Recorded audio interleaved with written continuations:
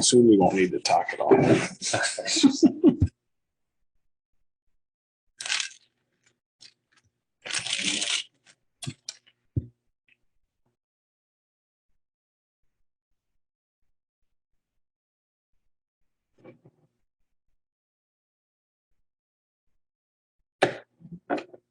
Good evening. I'd like to call to order the meeting of the Campbell Planning Commission for Tuesday, April 25th, 2023. Mr. Clerk, can you please have a roll? Commissioner Fields. Present. Commissioner Chin. Present. Commissioner Ostrowski. Present. Commissioner Kemcar. Present. Commissioner Craig. Here. Vice Chair Scissor. Here. Chair Buckbinder. Present. Thank you. I believe we are not doing the minutes because we'll be doing them next time. So before we get started, are there any amendments or adjustments to the order of the agenda tonight? We do. Can you hear me, Chair? Yes. Okay, we have new microphones tonight. Just want to make sure they work. We do have a request from the applicant on item number 2 to continue the item. It came in late. It is in your desk item. As that is a request for continuance, we request the commission probably to deal with that continuance first, take it out of order, number 2, and then go back to the business of the other items. So that is item number 2. Okay, so we'll just do item number 2 first when we get to the actual items. Okay.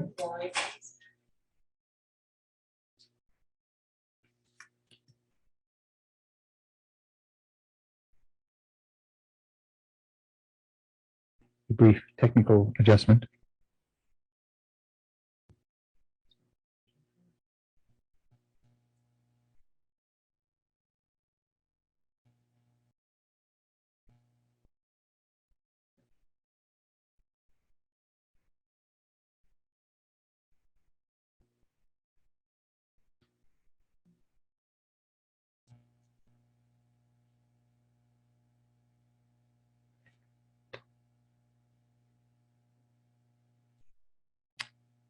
Are we good? Yeah. Okay. Are we good? Yeah.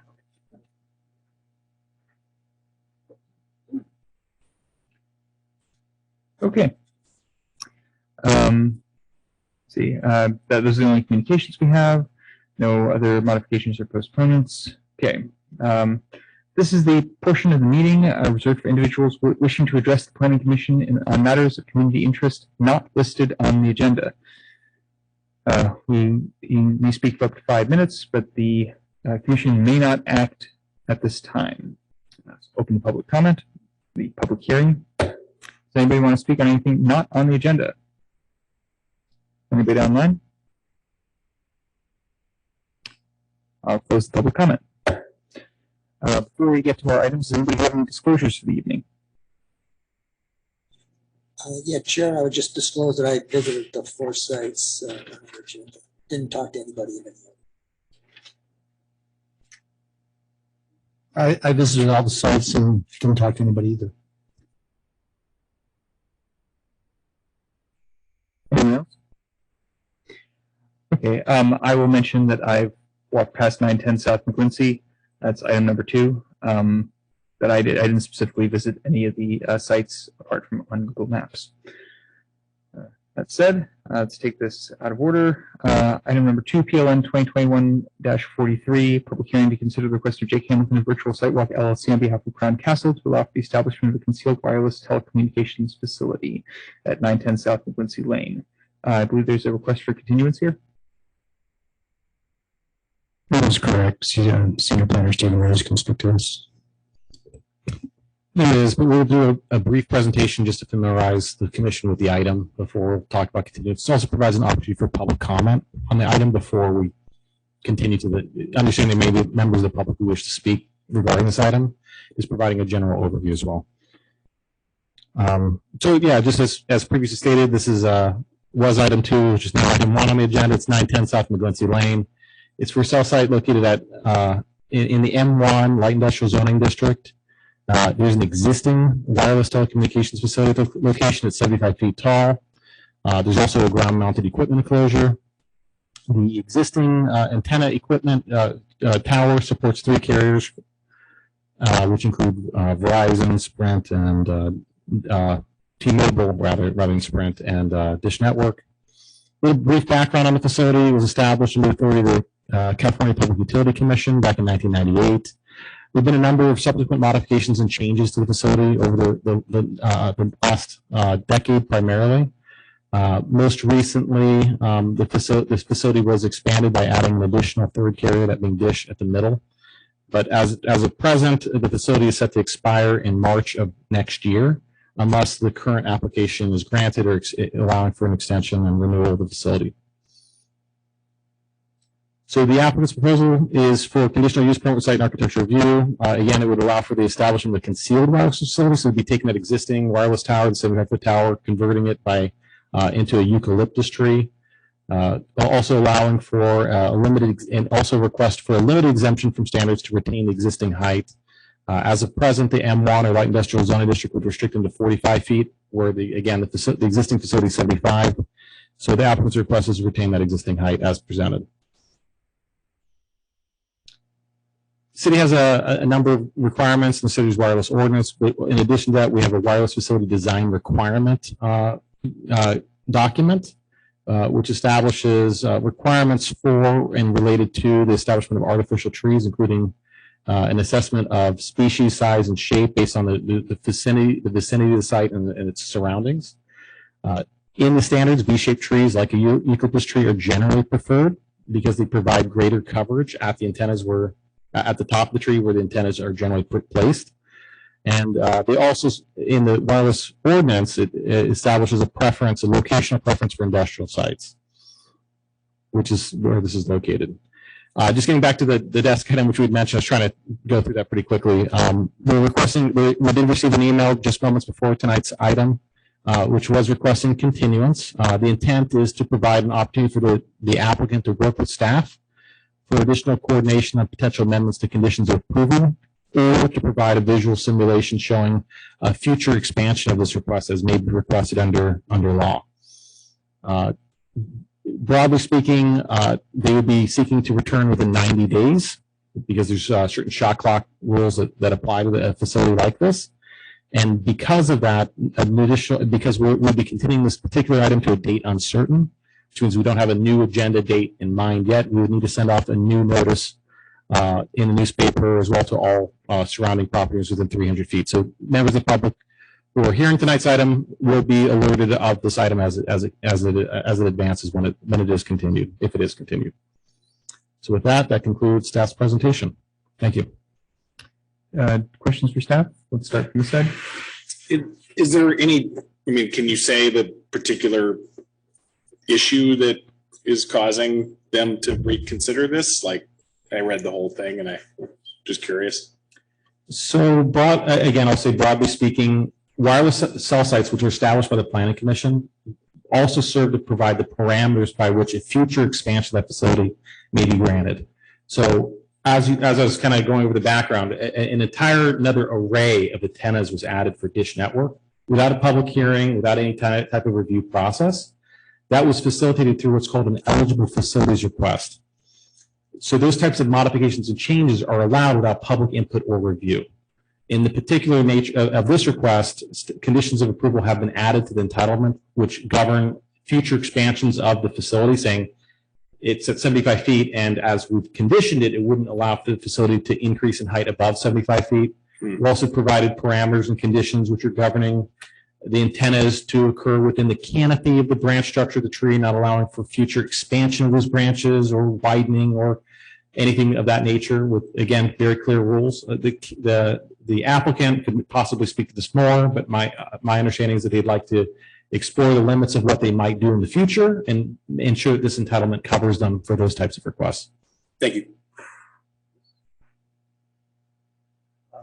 So Stephen, I'm guessing they're thinking about millimeter wave, sort of millimeter wave band. There's no mention in the document about planning for that. So have they mentioned about higher frequencies? Because I would probably need a high cell tower height. So this would be described as a macro cell site. So what you describe as like a 5G facility, like the higher intensity beams, Yeah. which are for the next generation of, those are generally smaller sites, small cell sites, which are distributed along the transportation networks.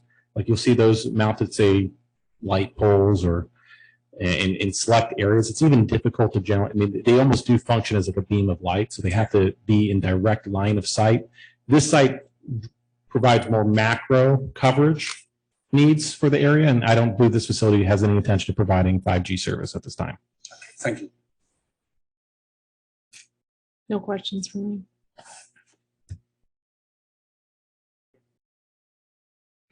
Thank you. That I think covers everything we had to ask. Just to understand the layout here, we'll be doing essentially, get public input, discuss amongst ourselves, but the action we'd be taking would be to continue it. That's correct. So the planning commission would allow for public comment, take in public comment, and then adjourn for discussion as part of that discussion, consider continuance, and then take action to continue the item to a date uncertain. Okay, thank you. We had a SARC review on this last month, and so everything went fine on the SARC review. Will we then have another SARC review because of the changes? We haven't seen the changes, so we don't know exactly what the applicant's proposing. Functionally, this would continue back to the planning commission, I believe, is just by nature of the structure of it. And then if the planning commission felt it warranted to go back to SARC, the planning commission could make that direction known when the item comes back for consideration. Good question. All right, so thank you. That I'll open the public hearing. Would the applicant like to speak? Is the applicant here?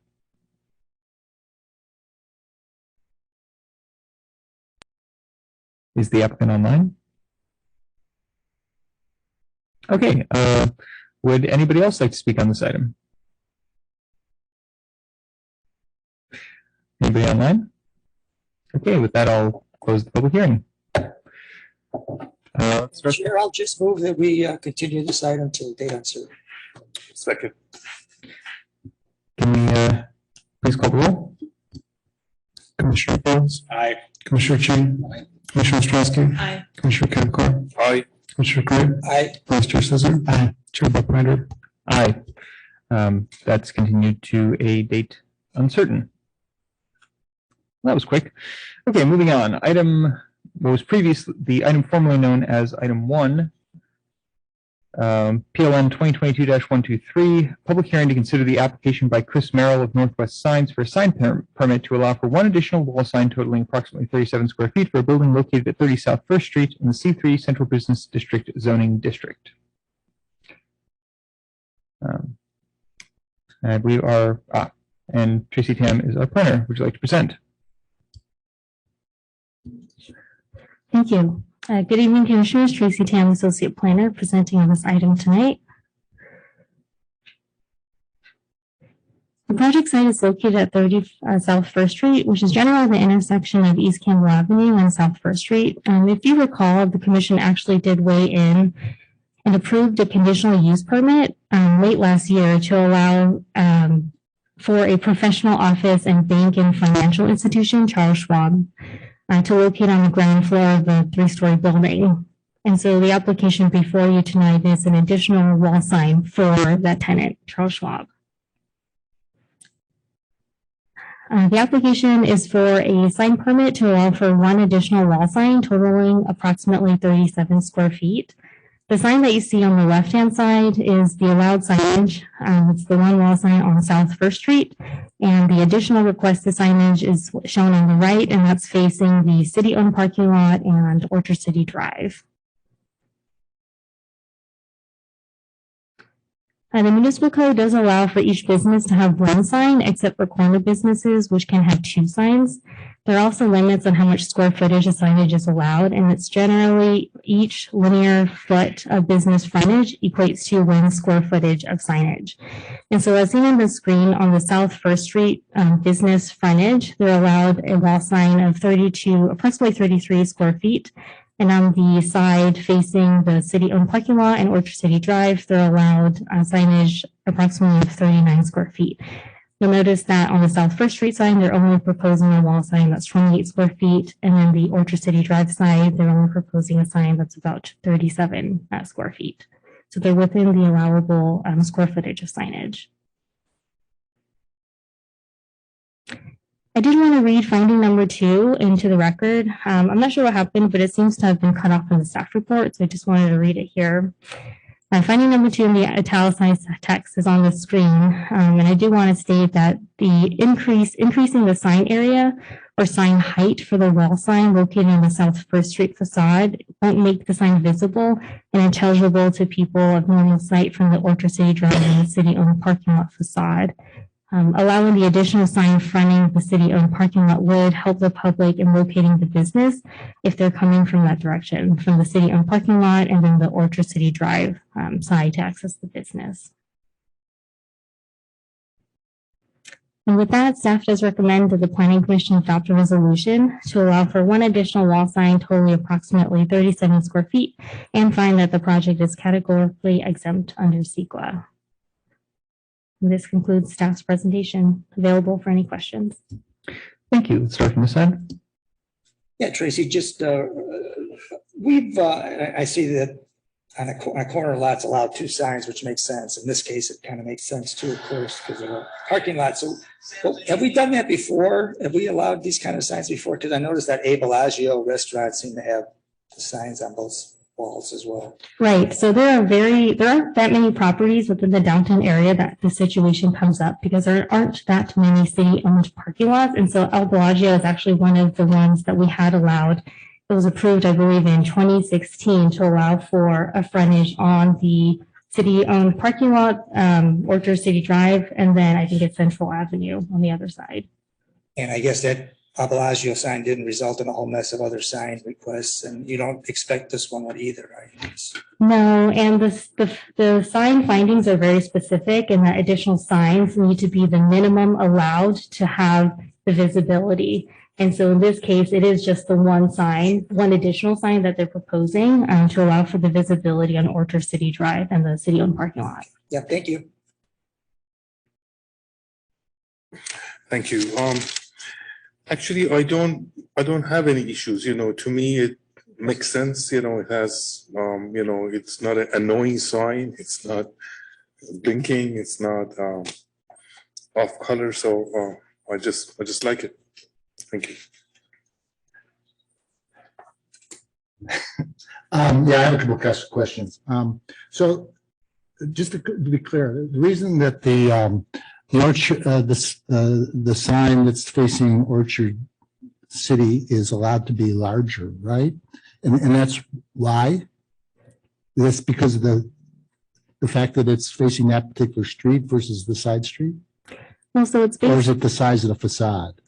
So it's based on business frontage. And so actually, while the building does expand a lot more on the Orchard City Drive side of the building, the business frontage is only a limited portion of it.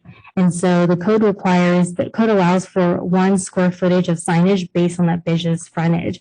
And so in the plan set, I believe is sheet number 2, it actually has the measurements of how wide that frontage is.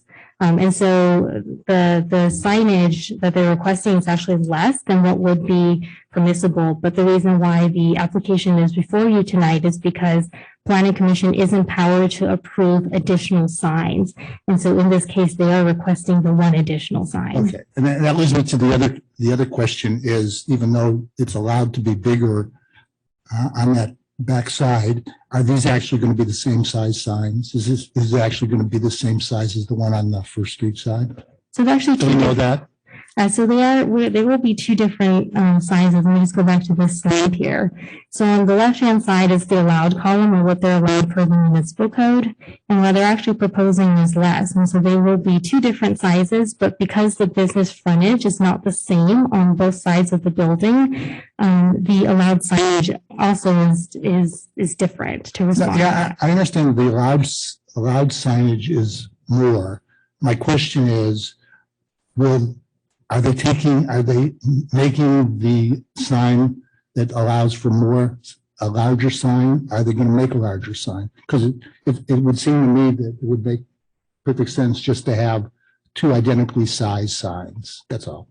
So I'm asking, separate from the allowed amount, whether or not we know that they're actually going to have the same size sign, or don't we know that? Well, we do know the square footage of the signs. The Orchard City Drive sign is going to be slightly larger than the South First Street Okay, sign. we know that they're going to make a bigger sign. Mhm. Okay. Is it going to, do you know if it's going to be proportional in terms of the space? It's between the two, the two columns, right? So there's like a rectangle there that's going to, do we know if that's going to be proportional, the same proportions? Right. So then the two columns that you're referring to, the sign would be inside the two columns. I understand that. Mhm. So there's that space inside the two columns. And I'm just wondering if they're going to use exactly the kind of same proportions. So obviously the columns facing Orchard City are that space between the columns is larger and taller. And so I'm wondering if they're just going to make a larger sign, but it's going to have a same proportionality as the other sign in terms of the distance from the columns. You know what I'm saying? Yeah, it is scaled appropriately to the width of the columns. Okay. And so I think that's partly why the applicant is actually not requesting the maximum square footage of signage, because visually it'll fit nicely it'll sit nicely within the two columns. Okay. All right. Because the pictures aren't, you have one from a farther distance than the other one. So we can't tell from the pictures whether or not they're really the difference in the sizes, because it's taken from a different distance point of view. So I was just curious as to whether they're going to fill the spaces similarly. Okay, thank you. Commissioner Fields. No questions. Thank you for the report. Commissioner Ching. One question. The reason this is before us in the first place, is this that it practically is a corner business, but technically is not a corner business because there's that parking lot there and we're just working around that? Right, that's correct. Okay, no further questions. Thank you. I'll open up public comment. Would the applicant like to speak? Any questions for the applicant?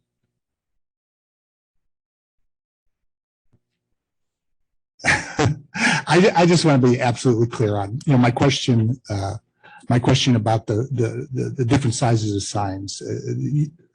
Can you just confirm that we're talking about a bigger sign facing Orchard, but that they're going to be similarly scaled?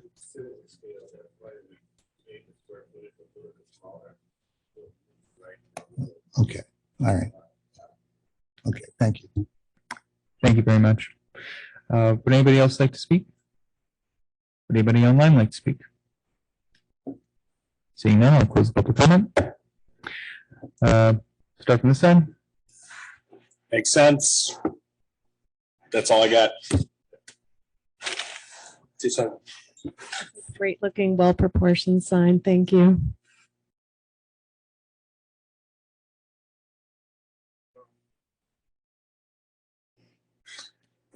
I think it's a great looking sign. I haven't been able to figure out why the H and the L are larger than the shaw, but that's discussion for some other time. Thank you for holding off on that. It's just a logo issue, okay? It's just a logo design. I think it's fine. I think it's good that you're getting exposure from Orchard, from Orchard City Street, and actually makes sense that it's a little larger since the street is farther away. So I think it's fine. This appears to be an oversight in our code that it's a corner lot. We just don't think of it as a corner lot. I see no reason to delay this. Is there a motion? I'll make a motion to adopt a resolution reference attachment 1 approving a sign permit PLN 2022-123 to allow for one additional wall sign totaling approximately 37 square feet and finding the project categorically exempt under section 15301 of the California Environmental Quality Act. Second? I'll second. Thank you. Mr. Clerk, please call the roll. Commissioner Fields, Aye. Commissioner Chin, Aye. Commissioner Sarowski, Aye. Commissioner Campcart, Aye. Commissioner Craig, Aye. Vice Chair Cesar. Aye. Chair Buckbinder. Aye. That passes 7-0. Congratulations. Moving on to item number 3, which is, it's a very long meeting. Sorry, it's a very long thing. I can go ahead and get set up while I read this into the record. It's PLN 2022-158, a public hearing to consider the request of Loretz Construction, Inc. on behalf of David M. Folks, trustee, for a zoning exception to allow an approximately 666 square foot expansion, inclusive of a 555 square foot garage addition and 109 square foot living area addition of an existing accessory dwelling unit or carriage house, previously approved by a conditional use permit UP 96-04 on the landmark property listed on the Campbell Historic Resource Inventory, commonly known as the Littleton Martin House, located at 1690 Littleton Place in the R19H Single Family Residential Historic Overlay Combining Zoning District, including exceedance of the maximum allowable size for an accessory dwelling unit, an exception to the expansion prohibition for legal non-conforming structures, and exceptions to the special provisions for accessory dwelling units located on historic properties. Did I read that too fast?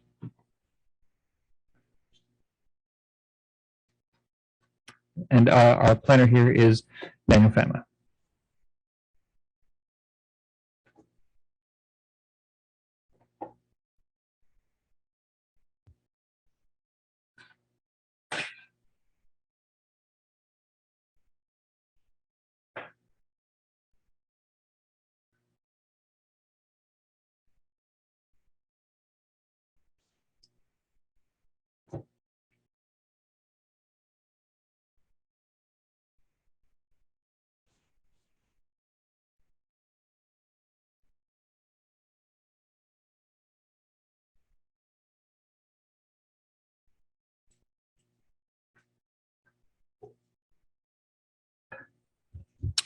All right, thank you.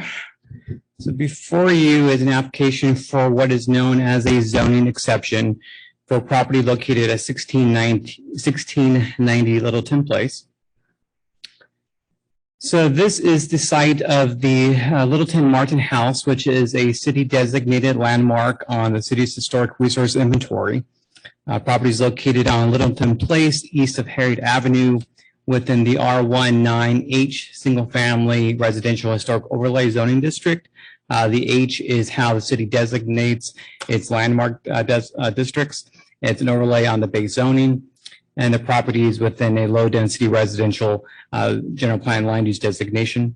And on the right here, we do see the landmark structure, the Littleton Martin House. So just a brief background of this property. It was designated a city landmark in 1991. In 1992, the City Council approved a 6-lot subdivision of the historic estate that separated the principal structure from the carriage house that is subject of this application, as well as a separate barn building. The barn building was relocated offsite to a different city, and then the carriage house was approved to be relocated closer to the principal landmark structure under a conditional use permit that effectively formalized the use of the carriage house as what today we would call an ADU. So the proposed project is a 666 square foot expansion off the back of an existing carriage house. The vast majority of the square footage is for a garage, 557 square feet, with the remaining balance, a small portion of living area to that the ground level of the ADU living area. So the zoning exception request, a little background on this. So currently the carriage house, the ADU, exceeds the maximum 1,200 square foot size for an ADU. And that was a result of the city's 2016 ADU ordinance update. And it is also inconsistent with the special provisions for ADUs located on historic properties that were part of the 2018 ADU ordinance update. So as a result, the ADU is legal non-conforming, meaning that it cannot be ordinarily expanded. Now, because this is a landmark property, the zoning code provides special relief for historic properties through what's known as a zoning exception. And zoning exception allows deviation from nearly any standard within the zoning code. And so the requested exceptions here are to allow expansion of the non-conforming structure and also to allow further exceedance of the maximum allowable ADU size beyond the current 1,200 square foot maximum. So in terms of scope of review, as noted in your staff report, there are a number of findings pertaining to approval of a zoning exception, generally looking at maintaining the historic character of the property and not inhibiting the historic integrity of the building, and also indicating that this is generally a minimum departure from the zoning code necessary to achieve a reasonable use of the property.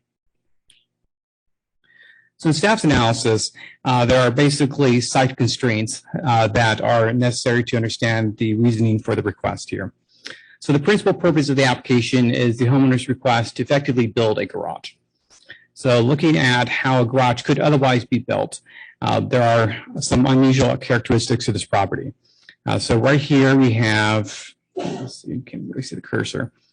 This is the principal structure, the Littleton Martin house. And this is the carriage house over here.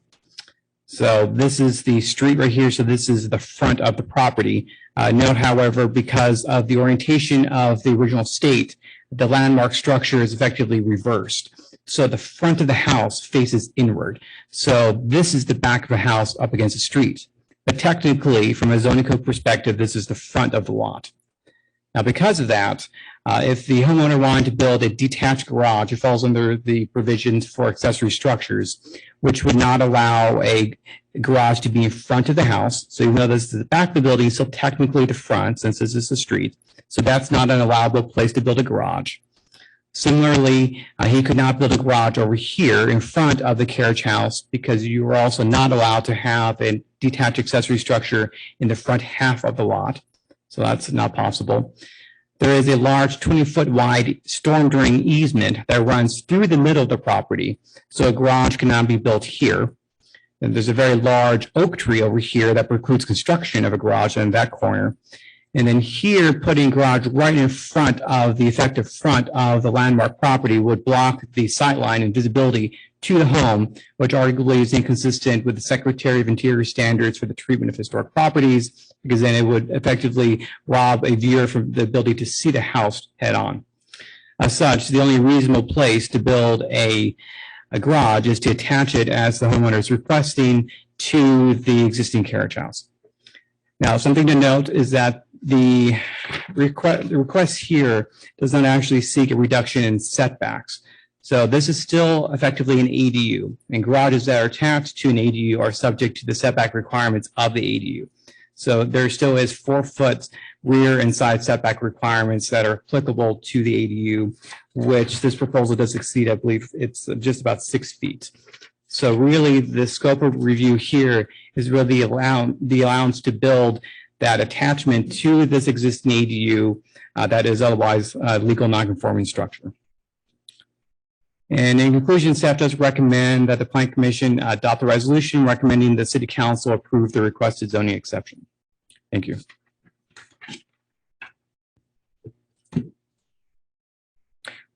Thank you. Do we have any questions for staff? I have a question. In that image, did you say that the front of the house was actually north? Correct. So basically the house is backwards. Yeah. So then the front setback would be 20 feet if that's the front. Of Well, the there's property. there's the front in terms of the orientation of the house, but there's the legal front, which is really aligned with the street.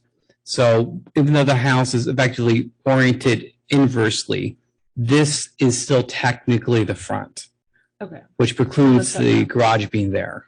Right. Yeah. Yeah. Okay. Okay. Any other questions? Mr. Craig? Yeah, I do have a couple, Daniel. Thanks. Thanks for that report. This is really so interesting to go through these histories of these properties. It's such an interesting property, but I just want to make sure I got a couple things right. So the 2016, 2019 ordinance made the carriage house a non-conforming structure, preventing expansion. So would the expansion have been permitted before 2016? Yes. So prior to 2016, there was a very rarely used exception in the code that basically allowed that if a property was 2.5 times the minimum lot size of the zoning district. So for instance, if you had an R16 zoning district with a 6,000 square foot minimum lot size, if your lot was 2.5 times 6,000, so 15,000 square feet, then you were allowed to actually build an ADU as large as your lot coverage and floor area ratio would allow. Now, at the time, however, for at least during this era, that still required a conditional use permit. So there was, of course, a reasonableness factor. But in 2016, because that provision had been so rarely used, it was removed. And right now, so it's now a legal non-conforming structure. What non-conforming because of the size? Correct, because of the size, and there are also some provisions that apply to historic properties that this does not comply with. Because when we created the special provisions for historic properties, we're thinking of new ADUs. Okay. So new ADUs generally, barring some new exceptions, need to be behind the house, and this, of course, is to the side. So in two different ways, in 2016 and 2018, it inadvertently became a non-conforming structure. Okay, and kind of a weird quirk. And then just the one other quirk, and so you're explaining the X's why it can't be there, but so the garage can't be in front of what would be the back, the front of the house, because it ruins the sight lines there. But just to be sure that nobody can actually see. Well, the property owner. As a property owner looking at. Yes. Okay. And That's that not is something that we can see. correct. And that is the area that's a bit more subjective, and that has to do with the historic design guidelines. Yeah, okay. Okay, just wanted to make sure. Thank you. Anyone else? So I just want to be clear on the addition. So this is at first I thought it was, so this is an attached garage addition, right? Yes. With the extra 100 square feet or so of the ADU being between the garage and the back of the carriage house. Is that correct? Yes, there's a small closet and a small bathroom, I believe. Okay. So I see in figure 5, it shows. So, okay. So by the way, I'd never seen this place. I've driven down here yet many times, and it's kind of hidden behind the fence and the trees, and it's a lovely house. But the other thing was the trees, removal of the trees. Can you show me where the tree removals are taking place? Seems like some really big trees are being removed. So you can't quite see, but there are some X's around the edge of the building in this area. So all these trees are right where the garage is going to be. Correct. So the list that's in the staff report, it's not a comprehensive list. It's only indicating trees that are proximate to the addition. Though, again, even though you do have these trees, this is still being treated as a single family residence for purposes of the tree removal ordinance, which really only protects 4 species of trees, right, none of which are here. Okay. And I guess the other question I have is, have we had any comments from neighbors about this? Yes, yeah, that's a correspondence from the rear neighbor. I believe he is here. Okay. All right. That's all I have. Any other questions for staff? Okay. With that, open the public hearing. Would the applicant like to speak? Please come on up. Oh, I'm sorry. The applicant speaks first, but you will have a chance to speak, honest. So the applicant first. Mr. Chairman, thank you.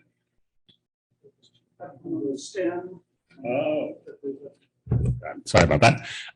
Good evening, Mr. Chair, members of the Planning Commission. My name is Mike Folks. I'm the owner of the property. I think staff did a great job of explaining it. Just to give you a little more color, one on the property itself. So I closed on it in 2011. It was uninhabitable. So about 6 months, there was no heating on the first floor. The electrical was 22 times over code, et cetera. So when we've had repairs done, both large and small, for 11 years, pretty much solidly going from small to big.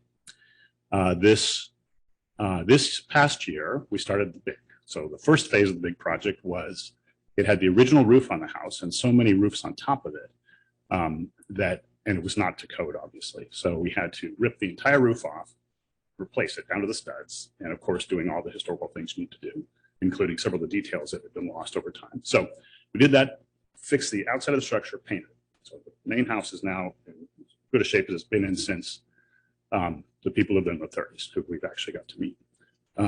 So the second phase is the carriage house.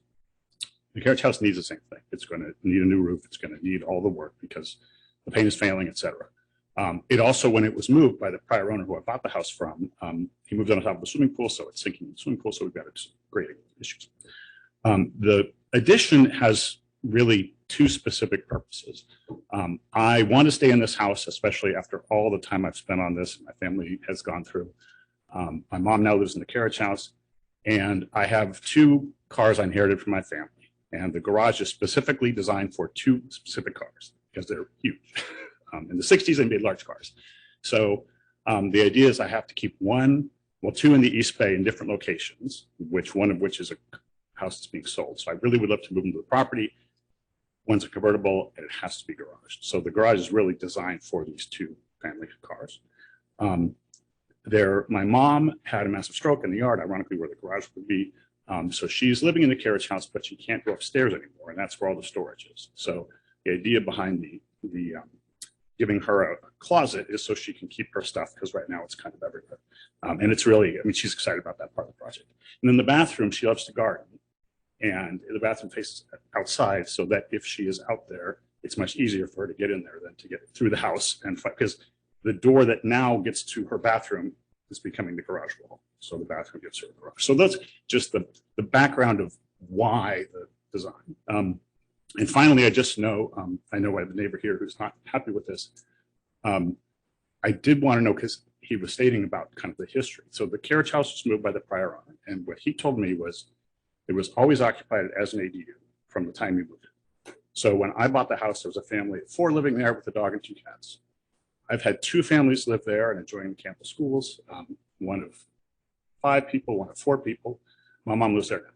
So just wanted to make sure it was clear that this has been an occupied residence. And for me, again, my view of this is, if you look at the map, 2 garages back up onto the property. One is 2 feet away from the fence, one is 4 feet away from the fence.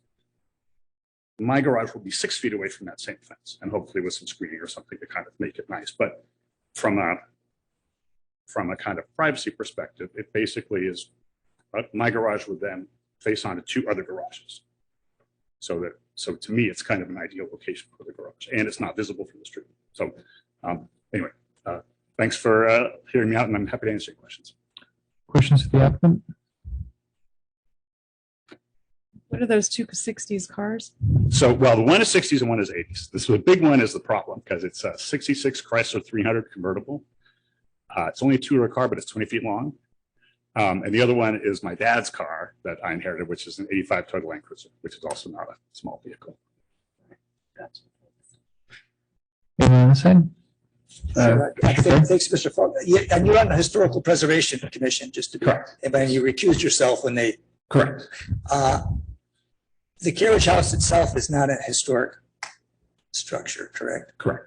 But the main house is. Correct. And my other question for you, I don't know if it's fair to ask, but since way back when the site was approved for a 6-unit subdivision, is there any chance or thought that might happen yet in the future? With this, That you might expand your site there to a 6 or 10 lot subdivision? Oh, to divide the half acre I have? Yeah.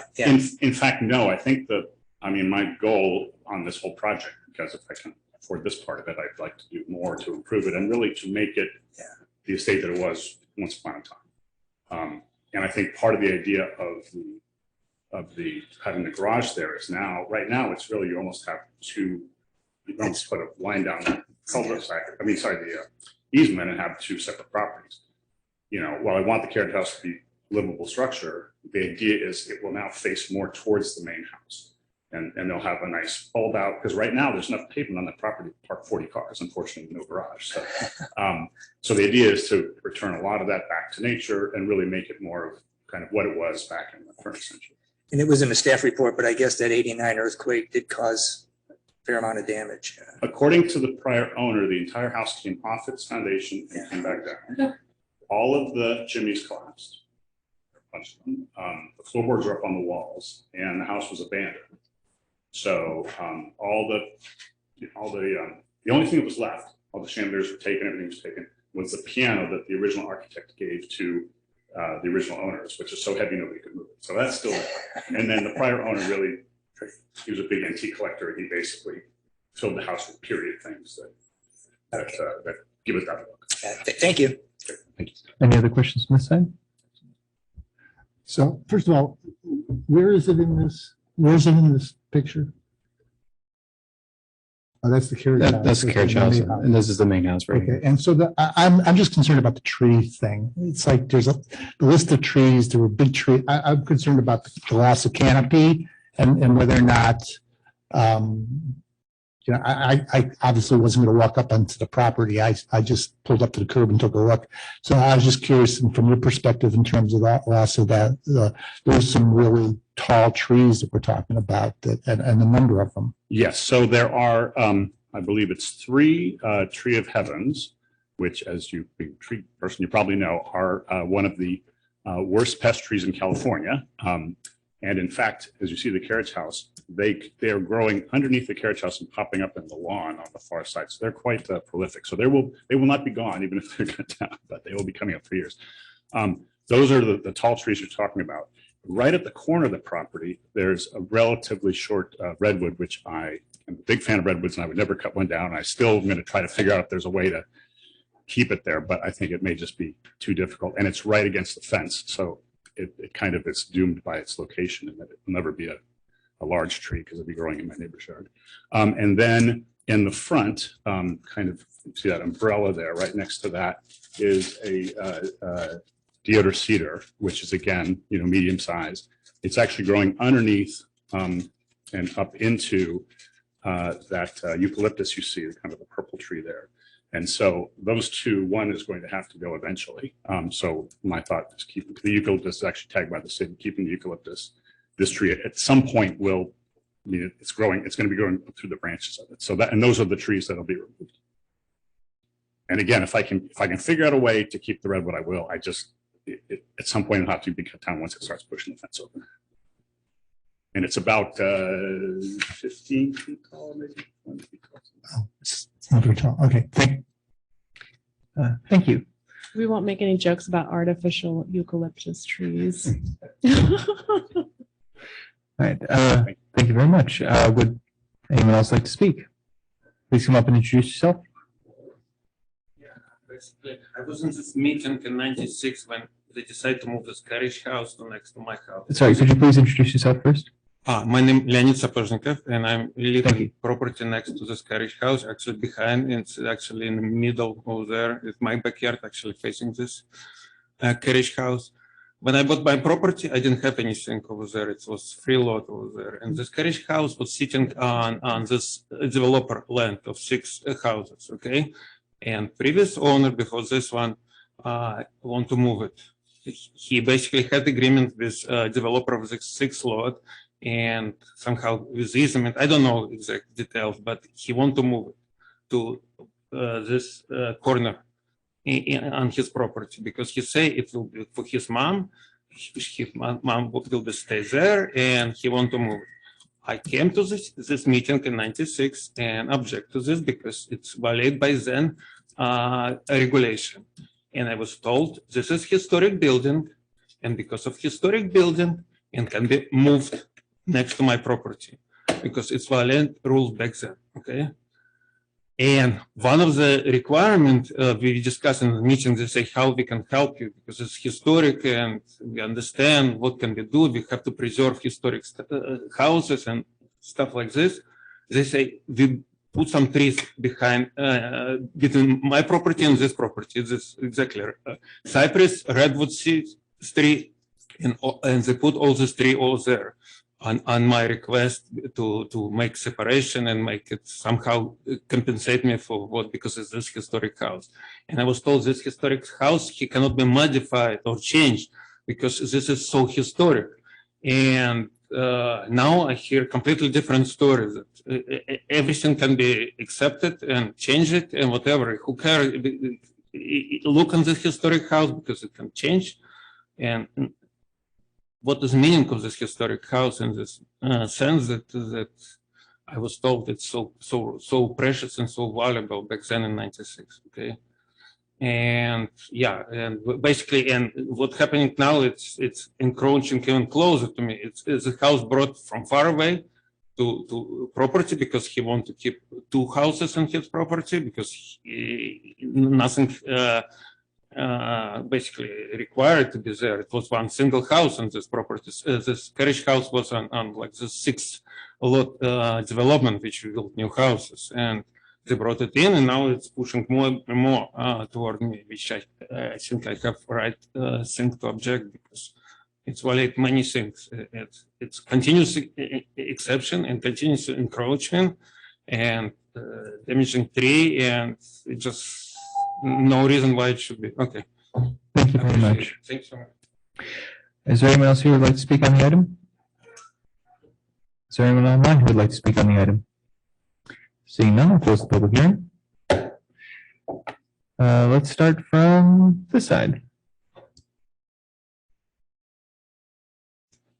I think when I reviewed all the documents, in particular, when I looked at the photo on page 141 about what the house looked like prior to it being acquired and read the very thorough report from staff about all the various sort of steps in the process, to me, this felt like fair use of the property, and a lot of care went into sort of preserving the historical nature of the property. And it seems like the updates that have been done so far respected the historical nature of the home, the style, the architecture, wasn't some unnatural addition to it, and understanding all the constraints from the easement, the frontage, where could you put a garage if you wanted to put a garage, seemed reasonable to me. So that's where I netted out.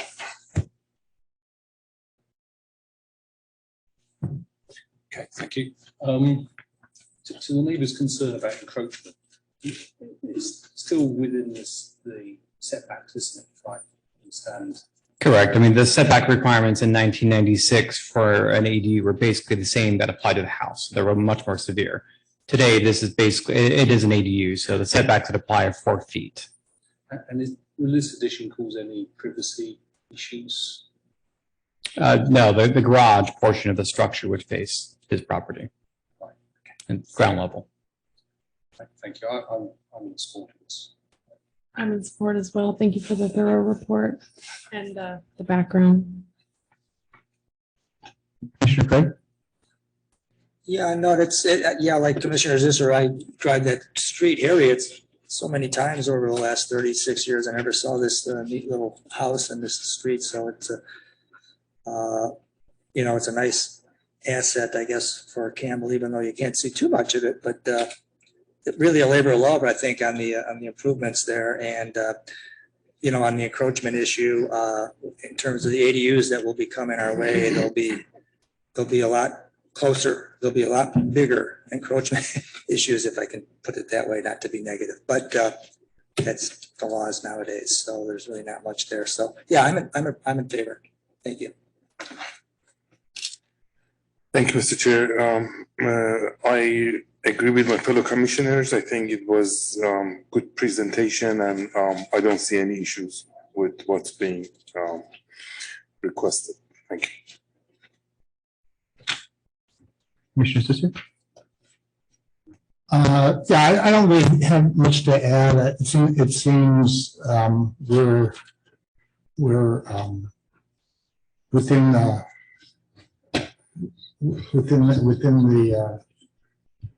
the law on how to deal with this. There seems to be a reasonable way to get beyond it's already oversized for ADU. I have a problem with applying new ADU standards to old, old carriage house ADU standards anyway. So it seems to me it's not unreasonable to add the small amount of addition to the carriage house. And then the garage seems like, a reasonable place to put it. So I have no problems with it. Thank you. And as for me, I'd like to thank Mr. Sapochnikov. I apologize if I got your name wrong, for coming. I absolutely can understand how changing rules around ADUs can, they really have changed since the 1990s. The 4-foot setback is, it's state law. So I can really empathize with where you're coming from. That said, this is the least privacy impacting thing facing anyone else's property. And I believe this is very much as staff exhaustively went through where on earth a garage can be put, and this is pretty much it. So I would be in favor of this. I appreciate staff's thoroughness and diligence, as well as the Historical Preservation Board also doing their work on this. So, do I have a motion? I'll propose a motion to adopt a resolution reference attachment A, recommending that the City Council approve the zoning exception PLN-2022-158. Second. Please call the roll. Commissioner Fields, Aye. Commissioner Jim, Aye. Commissioner Ostrowski, Aye. Commissioner Kamkar, Aye. Commissioner Craig, Aye. Vice Chair Scissor, aye, Chair Buckbinder. Aye. That's 7-0, passes. Thank you. And that leads us to item 4, which is a study session to consider the preliminary request of Granite Ridge Properties for property located at 44 and 56 Sunnyside Avenue for a 6-unit small lot detached single-family residential development. The application under consideration is a preliminary application, file number PLN 2023-43. Project planner is Daniel Fama. Thank you. Can you promote John and / Neil?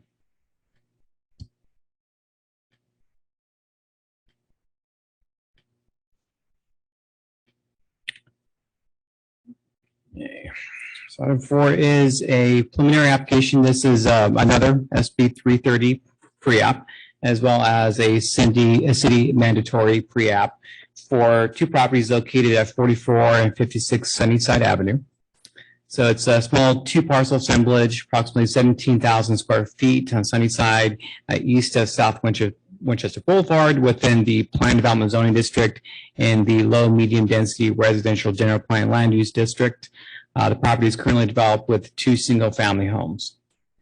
As noted in your staff report with regard to those 2 single family homes, one was potentially historically significant and had been picked up on a previous list of potentially historic properties. The applicant did provide a very thorough historic resource analysis of that structure, which was peer reviewed by the city's historical consultant, who did confirm the results that the property does not satisfy state, local, or federal standards for a historic structure. In terms of the preliminary application before you, it would allow for 6 detached small lot single family homes, about 3,000 square feet in living area and 447 square feet of garage. The project would clock in at a density of 12.8 units per gross acre, which is just under the 13 units gross acre maximum for the general plan designation. The FAR is 1.26. There is no maximum FAR applicable to the site. Parking is proposed at 2 parking spaces per unit, but under AB 2097, there is no parking requirement for the project. Under the Housing Accountability Act, this does constitute a housing development project subject to existing objective standards at the time of submittal. Under the PD zoning district, there are basically no objective standards applicable to this project. In terms of the SB 330 pre-app, as Commission is going increasingly to understand, the whole intent is to lock in the standards that are currently in effect. That means that the application will not be subject to the new 2040 general plan, nor the multifamily development standards. However, the project would still achieve the same number of units as allowed under the new 2040 general plan, which would still allow for a maximum of 6 units. So there is not a loss of housing production. However, the big distinction here is the difference in the type of housing that could be produced under the new MFDDS. So under the new MFDDS, there are basically 2 building types that would be allowed. One would be a cottage court, which is basically a very similar version of this project, but much smaller. It would be 6 1.5-story bungalow buildings that would be much smaller in size due to the 1.5-story height limit, as well as the setback requirements of the new MFDDS. Alternatively, a developer could also avail themselves of what's called a multiplex small building type, which is basically just a 2.5-story apartment building. Neither of those would allow individual fee ownership. They would need to either be rental units or condominiums. So the proposal here very much is the last of its kind that would not be allowed under the new general plan. So the proposal would be 6 individual lots with a shared roadway located within an easement. As noted in a bit more detail in the staff report, staff would be recommending as part of the formal application submittal that the subdivision design be modified a bit to allow for the 6 individual lots. However, that the roadway, instead of an easement, be located on a common lot and require the formation of a homeowners association that would manage and budget for the maintenance of the shared roadway. This has been the city standard practice for nearly 20 years. It is really a much better and more effective way to ensure that common property is maintained. It also creates for a legal entity, the HOA, should the city ever need to deal with the property owners as opposed to individual owners on a one-by-one basis, which in the past has caused some difficulty. The design here is a bit farmhouse modern. There's not a lot of details in terms of the preliminary application plans, not clear what these materials are. However, there are no objective standards in terms of materials, but the commission does have some leeway in terms of its review of a formal application to require some architectural changes so long as that they don't substantially diminish the overall intensity of the proposal. With that, I will take any questions, and we do have the applicant's team online and then representatives of a couple of the neighbors here as well. Thank you.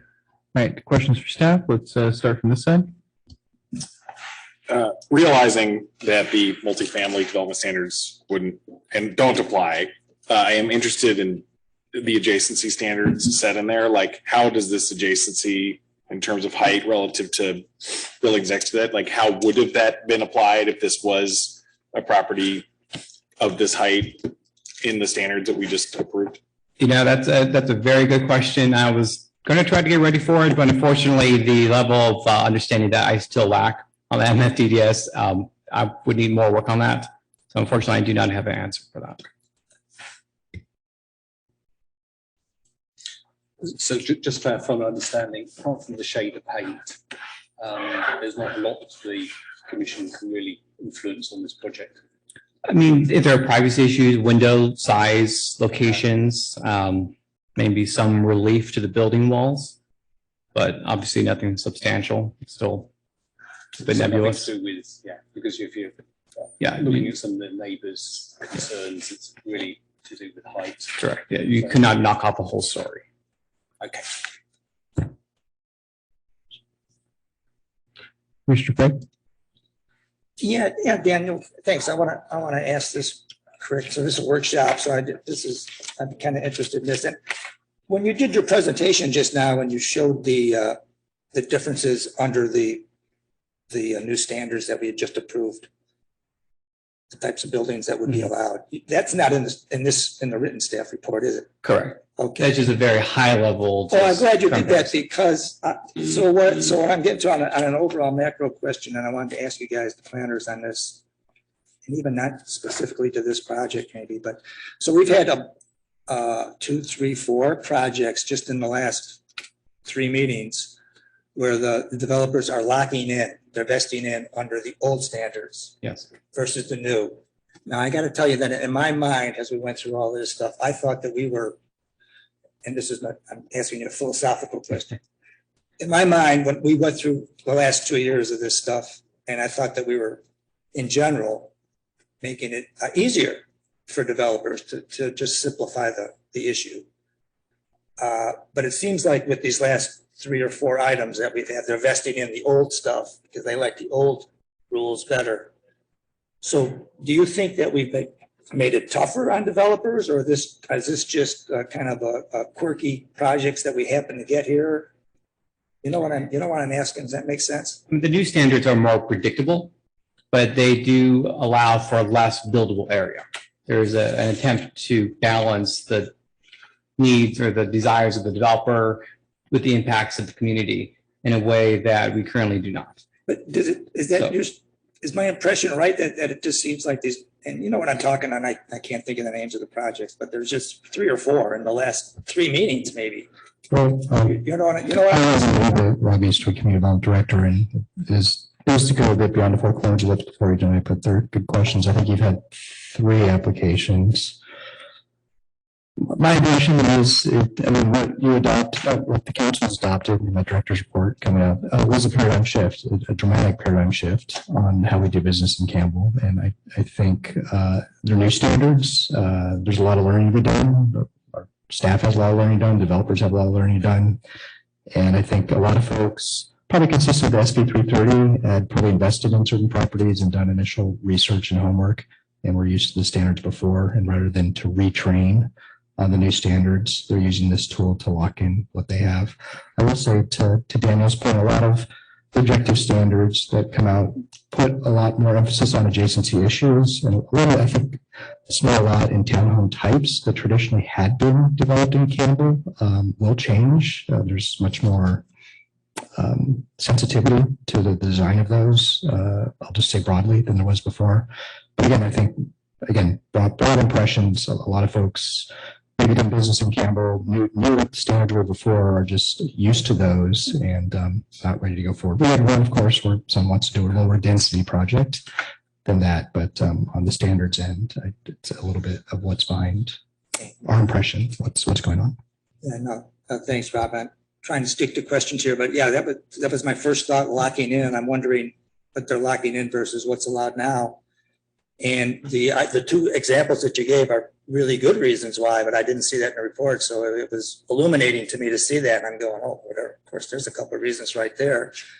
A couple of quick, real questions, though, are so the one house was placed on the city's list of potentially historic properties. Why was that? Just because of the age? And do you know why? Maybe it goes back decades. Yes, the city has maintained a list, somewhat informal list of properties that are potentially historic. So those really were generated through just kind of a drive-by windshield level survey. So their age, just physical appearance, and they were added to the list. It really, they're not formally considered historic resources, but it's enough that at least warrants formal review as the applicant did engage in. And that's required under CEQA. It's just kind of there so people pause when something's going to happen there and then we can review the property. Correct. Basically, I guess. Are there any historic sites on that interesting street, Sunnyside? I believe so, yes. Yeah, several.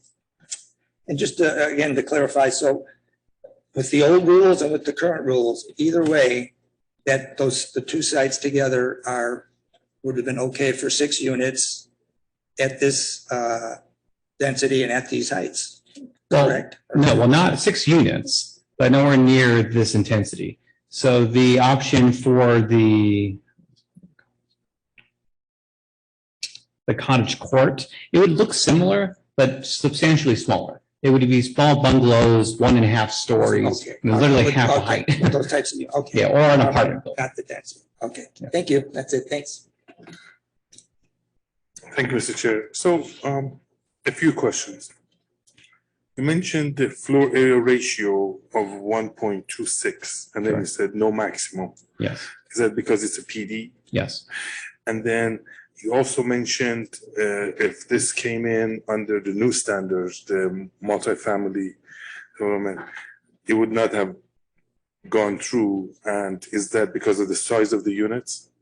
Well, really everything about it. The subdivision configuration is not allowed under the multifamily development design standards. You can't subdivide a property smaller than the design site, with the exception of townhomes and condominiums. So this type of classic fee simple lots actually would not be possible under either the cottage court scenario. So for individual ownership, a property owner, a developer would have to do a condominium now. You simply could not do a fee interest subdivision in the future of this type. So like a townhouse product would have You know, a townhouse is possible here, but not as 6 units because the minimum width of the townhouse times 6 units is wider than the property is. And so it's simply impossible to get 6 townhomes on it. So that leaves you with the cottage court or multiplex mall. Okay. And then the adjacency issue, you know, that was brought up. Aren't the neighbors next door 2 stories? Yes, they are. So if they're 2 stories, I thought I heard you saying 1.5 stories would have, you know, been allowed here under the new standards. Correct. And by 1.5, we mean a 2-story with the second story being half the area. Well, 2-story, it basically, the second story is basically within the roof. So it would be like the attic otherwise, so a functional attic. So my question is, when we refer to adjacency issue, it's more of a privacy issue, if I'm not mistaken. It's not just the bulk of the property, especially if it's smaller than the existing neighbor. Well, when people speak to adjacency, I mean, they're speaking of privacy, but they're also speaking to just blocking of the sun, views, and just overall impression of the building mass right in their backyard. Okay, but I mean, if I have a 2-story building and my neighbor is 1 story, and now it wants to be 2-story, I can actually complain and say, hey, what are you doing? You know, you gotta stay 1 story? I mean, it doesn't make sense to me. Well, people do. Okay, okay, those are the questions I asked. Thank you. Commissioner Zisser? Sure. This non-HOA thing is, you know, so it's called a fee simple ownership. Is that what it is? A fee, individual fee ownership. And you're saying that's not, we commonly do an HOA kind of arrangement, even for 4 or 6 units. So my question is, first question is, the next door neighbors have, it's a 4-unit, small lot, single family homes, the next door neighbors who are going to present to us. Is that an HOA? Give me 1 minute, I can check. Because they share a private drive. He's shaking his head no. Let's take a look. And there's one across the street. There's one across the street that are 4 units with a common private drive. Well, that's what I'm trying to understand. I mean, it does appear from the assessor parcels map that the driveway area is on a separate parcel distinct from the individual homeowners parcels. And I can share this on the screen. So I guess my question is, would this new one be similar to that in that respect, to the other ones that are on the street? Yeah, so you're seeing here, so this is the neighboring site. So 18 and 19 are the project site. And then this is the neighboring site. So you see how you have these lots that are actually different than this interior lot. Generally, not always that type of depiction means that it's a separate common lot. Not always. Sometimes the assessor modifies these maps in a way that makes them not truly accurate. But generally speaking, for basically my entire career here and before, as far as I know, for nearly 20 years, standard practice has been to either, compel developers to do this upfront or requires conditional approval that those common areas be on a separate common lawn with an HOA. In situations where older subdivisions where these have simply been easements, it can get difficult for the zoners to have the financial capacity to really update the road if there are broken, sanitary lines, water lines. If somebody illegally removes a tree, then we have to go after all the owners instead of one legal entity. If there's a stormwater management issue in terms of making sure that they're complying with their obligations, we have to deal with 6 owners instead of one legal entity. So for a variety of reasons, I understand. That makes sense. But again, we got these owners next door that have a similar situation and actually across the street, but they're 4-unit with private drives. And I guess my question is, if they're not HOAs, and those are all fairly recently built, they look all fairly new in the last decade. I don't know when they were built, but it's like if we're opposing not having an HOA, it seems inconsistent with what, if in fact the two other developments that are nearby are not HOAs, then I'm not quite sure. That seems inconsistent in us opposing not having an HOA on this one, even though it's 6 units instead of 4 units. Well, this is about best practices moving forward and trying to avoid issues that are predictable. Okay. So if I can ask a clarifying question. Go for it. Sorry. So we are not opposing HOA, you are recommending an HOA. Yes. Right. We are opposing easements over each other. Yeah, and just in terms of the fee simple lots, so that's a different discussion. That was just more a comparison to a future potential under the MFDDS, where they couldn't actually create parcels like this. They would have to map it as a condominium, which also would in fact require an HOA. Again, just in the difference too, is that these homeowners would actually own the building and the dirt that the building sits on. In the future, if the developer wanted to provide an ownership option, the owners would really only own the airspace inside the building. The HOA as a whole would actually own all the land and the buildings. So it's a very different type of ownership structure. Those future owners wouldn't actually technically own the building. I have one question just to make sure I'm on the right page here. So the only reason that this is possible under our existing standards is because it's a PD zone property. Otherwise, it would be prohibited by our existing FAR lot coverage parking standards otherwise, right? Correct. And also, PD is the only zoning district that under the current zoning code, current general plan, allows creation of parcels without direct public street frontage. Okay, so like when we're contrasting what you can do under our current setup versus the MFDDS, this is an odd situation in our current standards. Yeah, it reflects really the lack of standards. Okay, last questions I have. Would the applicant like to speak? I'll open the public hearing. The applicant is online, you said? Yes.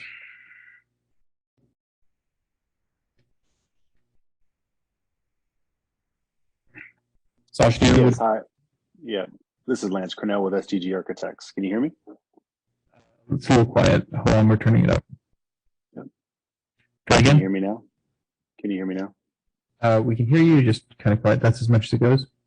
Okay, just please try to speak up. Yes, hi. This is Lance Cornell with SDG Architects, architect for this project, working with Seshnil Patel. Thank you for your questions and inquiry on the study session. We appreciate your feedback. We don't have any comments or presentation to give. Daniel did a great job of summarizing our project at this stage as a study session. You know, we're mostly all ears and trying to understand everybody's perspectives and the city's view on the project. So we're available for any questions you may have.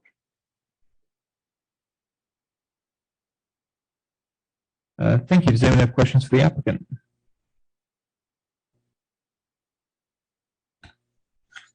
Hi, yes, Lance. Some of the feedback from the neighbours has been concern about the height of the development and obstructing views and maybe the suitability for that size of that height of development down that particular street, because I think the rest of the street is all single story. Could you share your thoughts or the applicant's thoughts around that, about reducing the height? We were working within the SB 330 guidelines in terms of the zoning and the density and the height requirements for this project. We did hear that there was some concerns about the height, and we can certainly take that into advisement. But at this stage, we were just working with what the zoning allowed us to produce for this property in terms of the 6-unit cluster project. Okay, and I assume the motivation was to get this in before the new general plan came. We've had the property for a time now, and so we've been wanting to, certainly get it started. with COVID being it's kind of running its course now and things getting back on track, you know, there's no reason for us to wait on these entitlements and moving it through its paces. And just in terms of context, there is a 3-story townhome product just in the same vicinity as this project. So it's not to say that this is the only 3-story project in the neighborhood, nor is it the only cluster project in the neighborhood. There's 3 just on this side of the street, as Daniel mentioned. I think one of the planning commissioners mentioned as well. Thank you. Yep, thank you. Yeah, outside of the building height, there was some comments, and I think the public's also going to speak on this, about sort of taller fence or privacy trees. So outside of like maybe changing the fundamental structure of the buildings, are you open to doing something maybe specifically around concerns about like viewability from this property into some of the adjacent ones? Is that something you'd be open to incorporating into the design plan as you finalize it? Yeah, I mean, we're definitely all ears when it comes to this stage of the project. You know, and this is the initial first preliminary application and site study. So we're definitely willing to listen to everybody's input. I think the best projects are gleaned from having input from all sides. Thank you. Mr. Ostrowski? Do you questions for the applicant? Anyone have any other? Commissioner Clay? Yeah, Mr. Cornell, the staff is asking if the developer will make all the units ADU ready. Is that something you're considering at all? I think the applicant himself can speak on that. I do not have any input on that at this stage. Again, we're very preliminary in our floor plan design. This is Vishnu Patel. Hi, commissioners, and Daniel, thank you for the presentation. In terms of ADU ready, I think we typically, all of our single family homes, we typically do create ADU ready product. And this is one project where I'm not so sure how much space there might potentially be for ADU. What we are doing on the ground floor is providing a option of potentially having an office space and or a bedroom suite. So I certainly think if very much if we can allow it and it makes sense, we'd be happy to do that. Daniel, can I ask you on this? Just so the staff wants to recommend ADU on all the units because why? Just in general, we want ADUs, or because there's a lot of yard space on these units, or what was the reasoning for that? Well, the city's policies are to encourage ADU production. So minimally, one of these units will need to be ADU ready. Yeah. So if they can build ADUs, that's great. That provides more housing production. Okay. All right. Thank you. Thank you, Mr. Chair. You understand that for new homes, gas appliances are not allowed, correct? Applicant? Yeah, that'll be up. We haven't gotten that far into the design. Again, we're just at the very preliminary floor plan design. We'd have to work with the building official to determine what fuel use we can use on this site. And we will follow those guidelines and follow the design based on the chief building official's guidance. Right. Now, the reason I bring that up is, do you have plans to add solar panels to your project? This is Vishnu Patel, Lance. Yes, all of our projects to date have had solar panels included, and so that is something that we will. And Daniel, this actually might be a question for you. Is that something that is now a requirement by the city of Campbell? It is. It is. Yeah, so we certainly will be looking at providing solar ready and potentially solar on all these houses. So this is a state requirement to add solar panels or to add the capability to add solar panels later? It's part of the building code to actually require them as part of new homes. To actually have solar panels. Yes. Okay, and then I have another question, but I think Daniel is the best one to answer this. For building setbacks, the minimum requirements are not applicable. Is that because this is a PD zoning? Yes, and there are no requirements. Okay, thank you, Mr. Chair. Well, I just wanted to ask the applicant what the rationale is in terms of it not being an HOA and being this easement. Whether or not they can make explain the position on that. Yeah, I can take that one, Lance. So we've done another development actually in Campbell where we've created an HOA, and in that particular project we had a lot more common landscaping, common yard, permeable pavers, things that ultimately would be extremely difficult to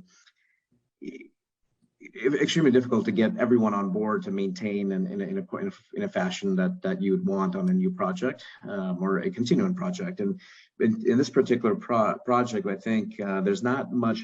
I don't think there's any common area in terms of landscaping. The only item that would be in terms of maintenance would be the paved area.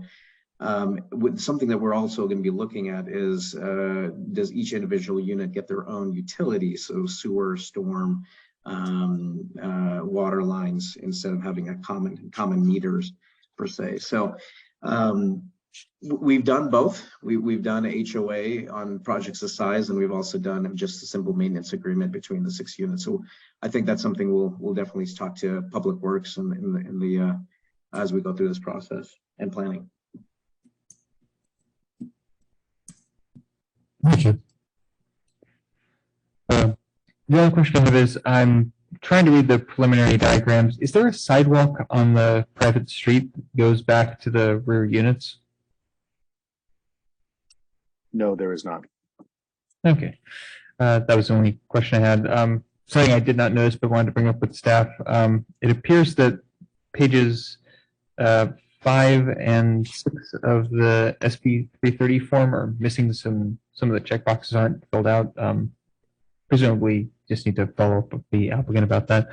That's all the questions I have. Would any members of the public like to speak who are present here?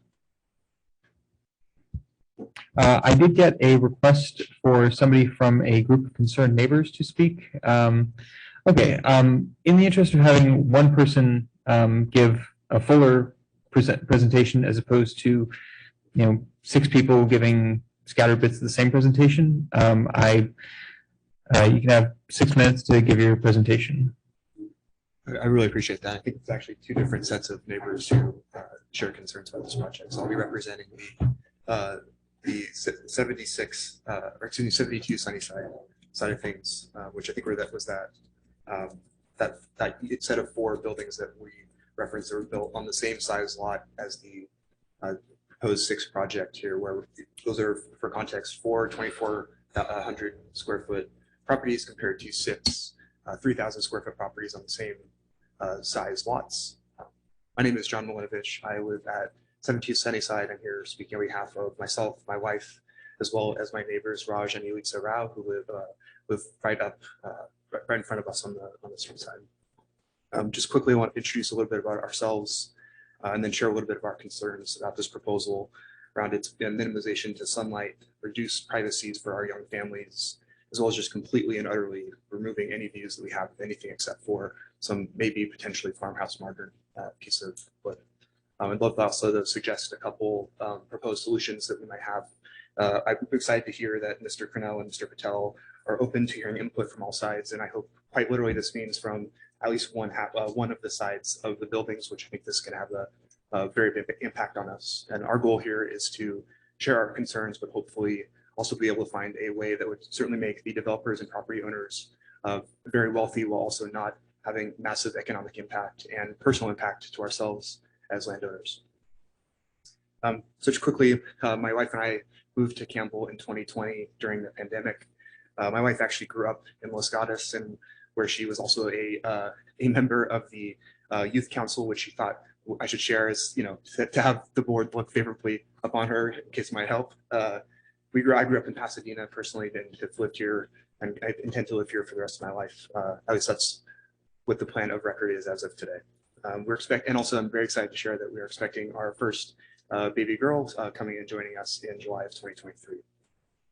And my neighbors, the incredible Rao family, have lived in Campbell since 2015, are originally from Fremont and have a very kind 12-year-old daughter. And as you can see here, we kind of are the two neighbors who are sharing a border with this proposed project of 3 about 40-foot tall buildings with very little offset, which from the lack of detail, but from what we can glean, is more or less will look like this within our neighborhood. So I know that they're said that there are some 3-story buildings adjacent.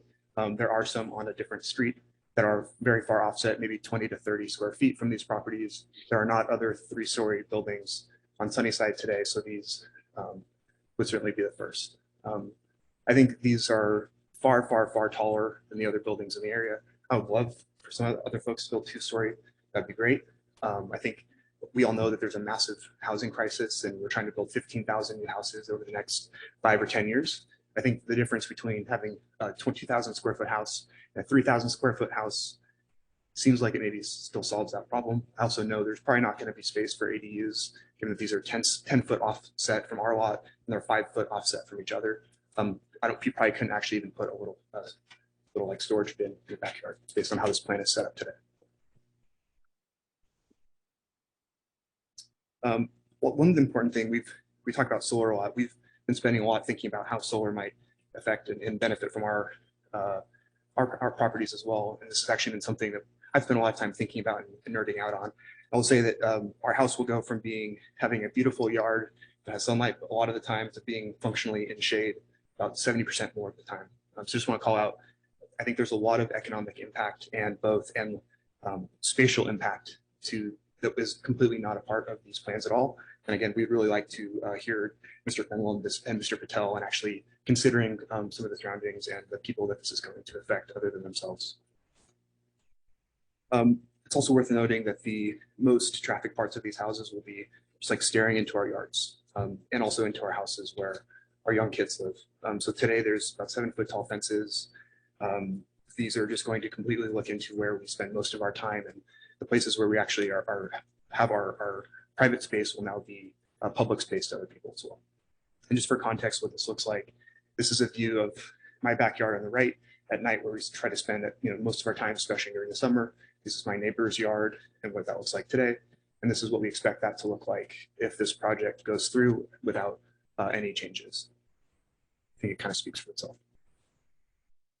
So I think what we ask for consideration from the board as well as from the builders are solutions that would bring in the really important and needed housing to this area without materially detracting value from our neighbors, and then ways of decreasing in sunlight, reduction in privacy, and elimination of noise. Some of the potential solutions we can imagine, maybe just build more appropriate to the neighborhood. 2-story, 2,000 square foot house seems to work out pretty well. It'd be awesome to have something that would be more similar and more fitting to the neighborhood itself. Building privacy fences as well as planting trees would be really helpful, as well as also potentially changing the windows to not just be so invasive into our children's bedrooms. I think there's also an opportunity, especially if ADUs are something that are important, to actually consider maybe not having that right up to the red line density and actually thinking about how you can actually create some outdoor space for either the current tenants or places for other people to live in the future.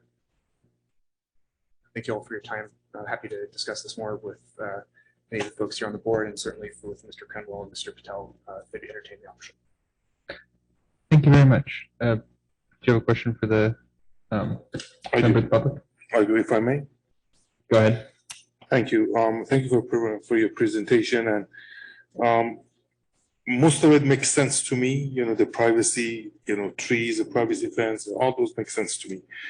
What, to be honest with you, I'm struggling with is, so question is the 2-story versus 3-story. You said 2-story is okay, but 2-story is also can look into your yard. So why is 2-story okay and 3 stories not? Well, I think it, at least in that way, we have some sunlight. That would be really nice. I think if nothing else, I appreciate the relatively small lot size, the 17,000 square foot wanting to build what is proposed 18,000 square feet. Only way to do that is by going up. I think that just as somebody who's living next door, having something where it's at least not peering over us and looking down on us, and where there's no privacy anywhere, but also being able to actually have sunlight into our property would be really, really useful. We plan that, we plan to have garden, and we spend a lot of time outside, and living in the shadows would be pretty hard. Okay, that makes sense. Speaking of sunlight, if I'm familiar, you are located east of this property. This property, if you think of it as north-south, you're on the east side. That's right. Winchester is on the west side. So if the sun rises from the east, you're not losing any sun during the morning until all afternoon. That's right. Right. It's the afternoon sun that is your concern. And so I didn't quite understand how you came up with the 70% number. I agree with you 100% that you do lose some sunlight. It's just the 70% number that I don't know how you came up with that. It's good old Pythagorean theorem and some, putting a stick in the backyard. That number could be wildly off, but I think especially for how much of an impact this is going to have, I would please ask that somebody actually be more think thoroughly about the impact this will have to the area, and don't just rely on my geometry. Okay, thank you so much. Thank you, Mr. Compa. Any other questions for the? Thank you very much for your time. Appreciate your time. Thank you all. Is there anyone else here who would like to speak? Or Mr. Patel or Mr. Cornell would also. Sorry? I'm not sure also if the builders have any, or if they're allowed to ask me, or if I can share my contact. If you can speak to the staff, I'm sure they can It'd be great to be in contact. get you guys in touch. Appreciate it. Thank you all for your time. Thank you. The developers do have a copy of this presentation as well already. Thank you. Member of the public, yes, please come on up and introduce yourself. Chair, 6 minutes as well. Sorry? 6 minutes as well. Might not be that long. Oh, no, just the standard two, unless you're speaking for a whole group of people. My name's Tommy Phillips. I'm the owner of California Wheels. We're located at 2250 Winchester Boulevard, and we're west of the proposed development. We share a common wall there. We've been there for 25 years, did an extensive remodel in 07. And just recently redid the entire parking lot, more of the building. And some of my main concerns are, this is my place of business for the last 25 years. This is where we work and operate. And I want to make sure that we're just not going to be impacted with the livelihood of myself or our employees, their employees' families that are there. If you want to look at the overhead view, I can show you which area we're located in. But our parking lot backs up against the wall here. So yeah, that's us right there. And so we're going to be sharing, this is all of our work area here, and these walls are where we're going to have the taller buildings that are above.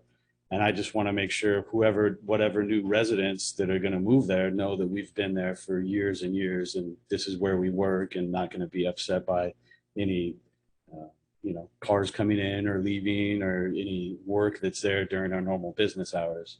So a couple things that we have experienced since a similar development like this has been built with these in the lower right-hand corner. The other ones, we get multiple delivery trucks a day coming in and out of my parking lot, which it's usually Amazon related deliveries, and they're lost, not knowing where to deliver the packages, which way to go to. And I mean, 2-3 times a day, we're already getting it with this area here, and adding the others just is going to impact our ability to do business there with all of the trucks coming in and out.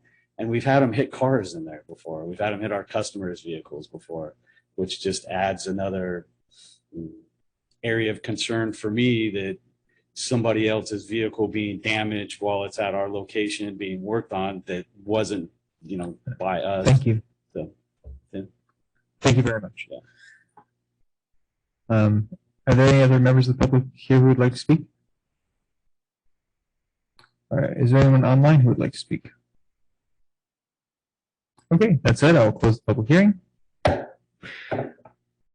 right, as this is a study session, we're not taking any votes, so we'll just, I figure, go around once, and everyone shares their thoughts, and that'll be it.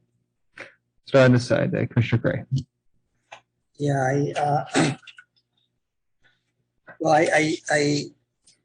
so the concerns of the neighbors, I mean, those are the concerns we're getting on, on the projects, really, fairly typical concerns and major concerns and big concerns that we all would have in our regular lives too.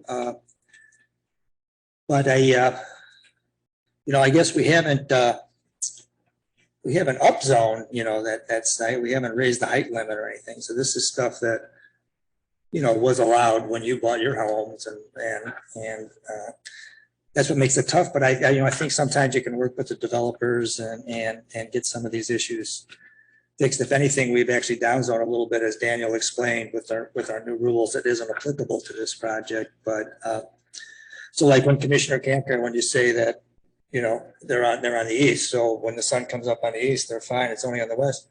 But there's no saying that the people on the east of you might do the same thing, and you're kind of lost there. So it's just these are such tough issues, and I just don't know what to say about that.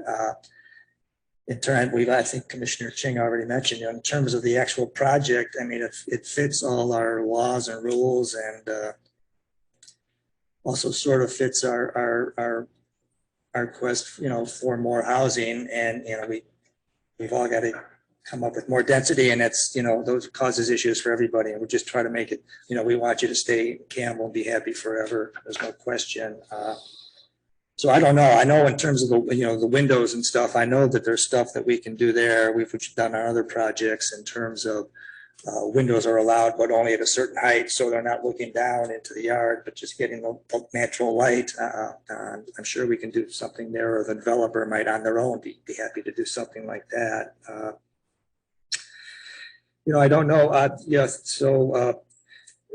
And with our old rules, that would have been required 18 parking spots. With our current rules, 0 parking spots, and the developer's doing 12. So it kind of seems like kind of a happy medium in terms of that. In terms of the design, which I think they called modern farmhouse or whatever, I think it fits perfectly with that neighborhood.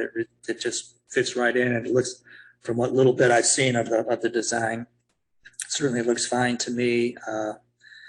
We'd love to have, solar, like to have, all electric utilities. We'd like to have EV parking somewhere in there. I don't know how you do that, but I think the staff's request for the HOA makes perfect sense for all the reasons articulated. And I think that would be a requirement that maybe we can cause to happen. And, otherwise, in general, I think that from the design standpoint, and then in terms of the height and the size, I think, there's not too much that we can do, although we can't ask, and as the neighbors are asking, that the developer works as best as possible with the neighbors and make everybody happy and make for a better project. So that's my 2 cents. Thank you. Thank you, Mr. Chair. I think my colleague hit all the points that I was going to bring up, the windows, the existing standards, the parking. The only other thing that I'd like to add is that going forward, this is the issue. The issue is things will not be the same as when you bought. Things will change, just like probably back in the old days, I could play in the street, but now I don't want my kids to play in the street. It's just not safe. Times change. Now the developers' willingness to work with you, that tells a lot to us. So we absolutely encourage him to get together with you and see what is it that he could do to gain your support. But that's the reality.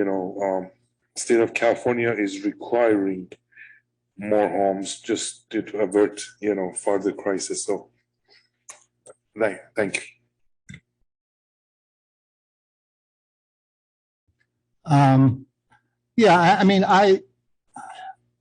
I certainly appreciate the neighbors' concerns very much. I mean, if I had it my way, I'd have them build exactly the same kind of homes that are on your, it's the same size lot, the same 4 homes on that lot that are 2,500 square feet would be a perfect solution.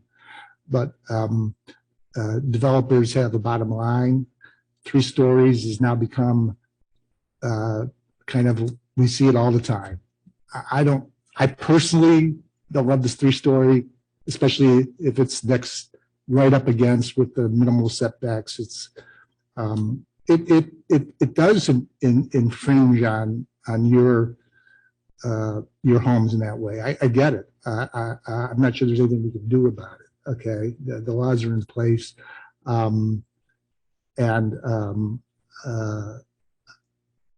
you know, if the developer wants to do this, the law's on their side and the codes are on their side at this point.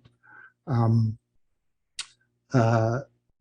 HOA thing, I don't really understand. I mean, I get the fact that the only common area is the driveway, so I don't really have a strong feeling about that one way or another.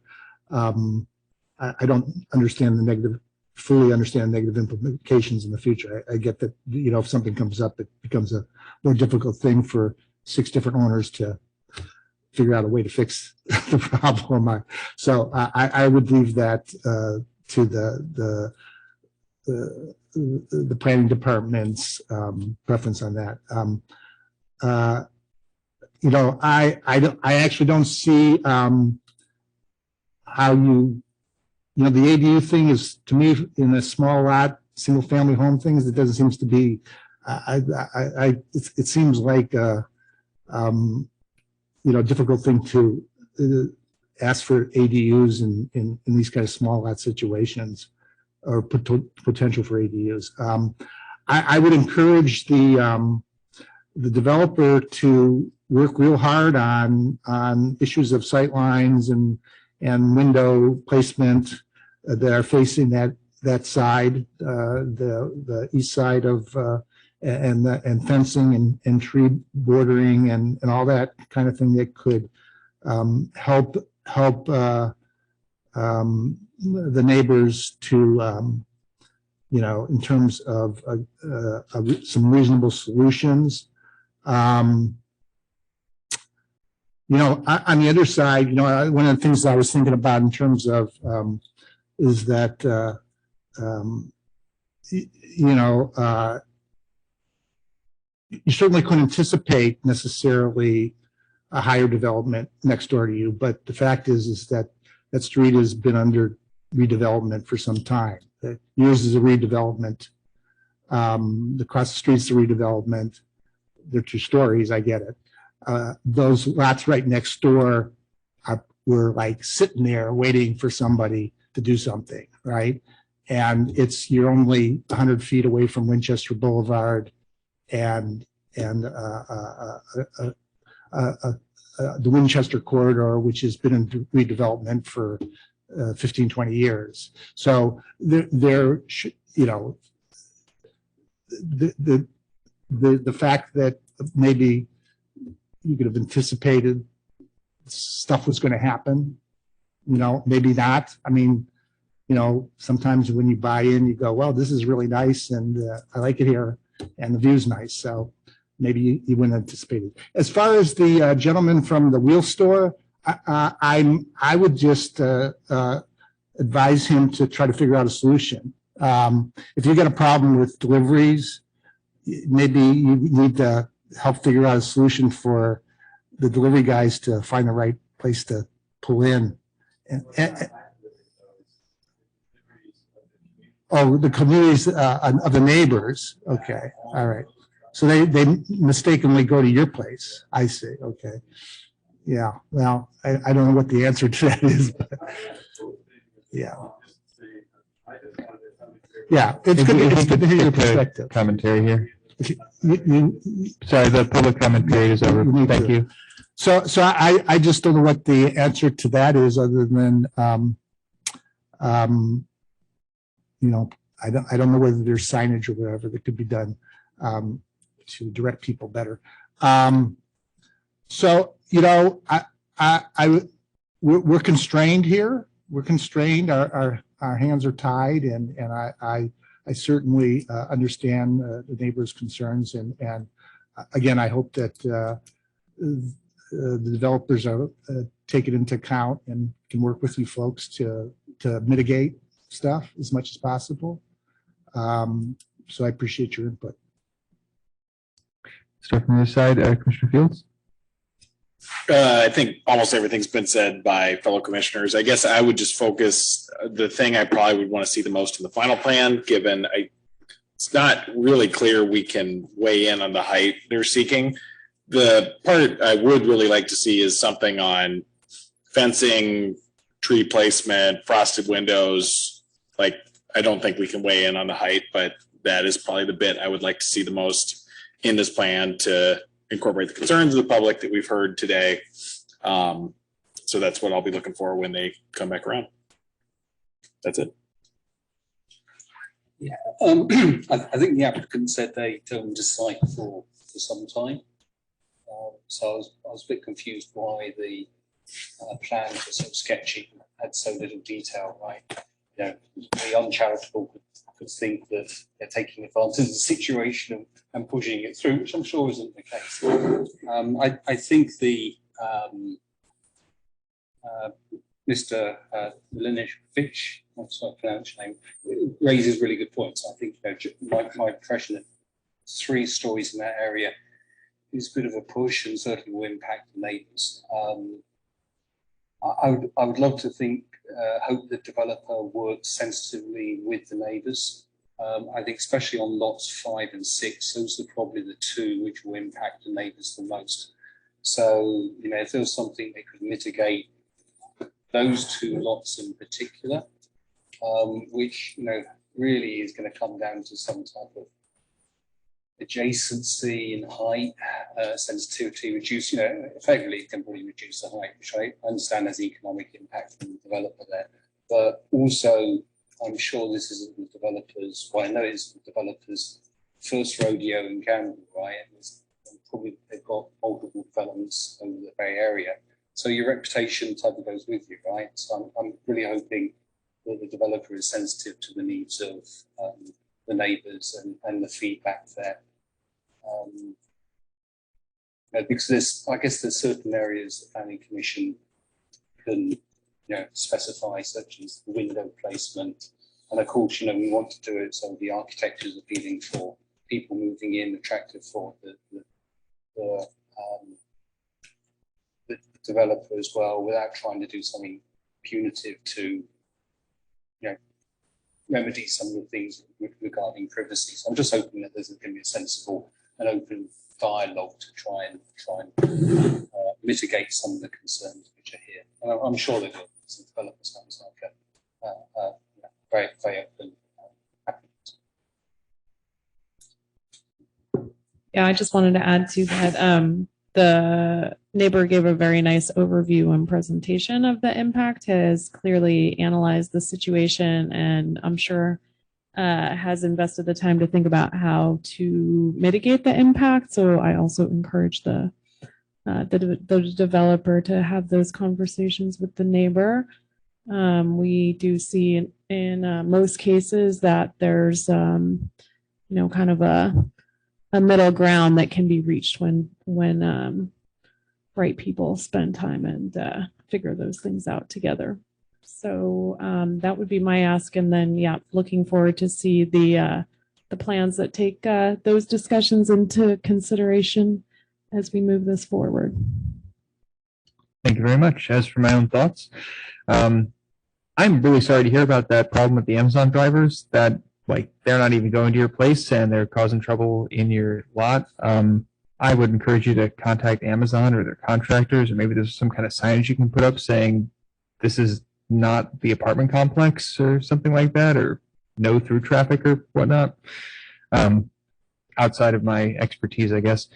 I really appreciate the presentation from the neighbors. You guys clearly care a lot about this. I hope you guys can work with the developer and the developer talks with you.